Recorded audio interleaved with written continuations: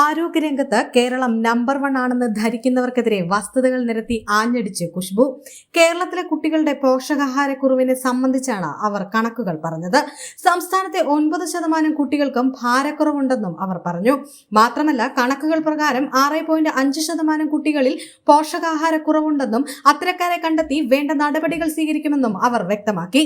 അട്ടപ്പാടി ഉൾപ്പെടെയുള്ള മേഖലകളിൽ പോഷകാഹാരക്കുറവ് ഉണ്ട്. അവ ഉടനെ പരിഹരിക്കുമെന്നും അവർ പറഞ്ഞു.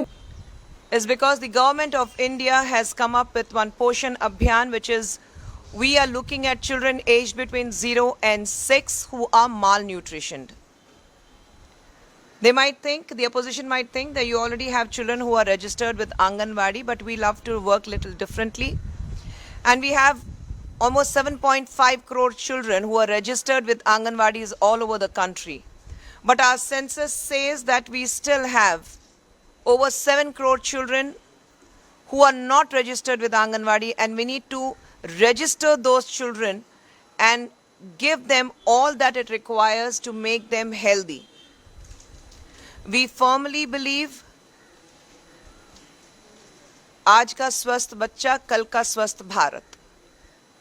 A very, very healthy child tomorrow will be the base of a very healthy country tomorrow.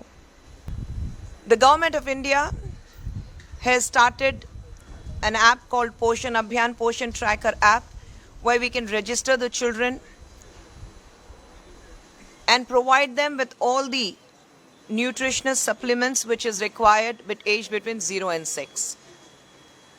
Kerala alone, we have 9% of children who are underweight, 5.6% of children who are undernutritioned. So we are looking at those children and we need to bring them out and provide them with all it takes. I'm here as the steering committee member of Swasth Balak Balika Spardha, which is launched by the government of India. We are working on these lines not to take the party forward, but to take as all the other schemes of the government of India to the people.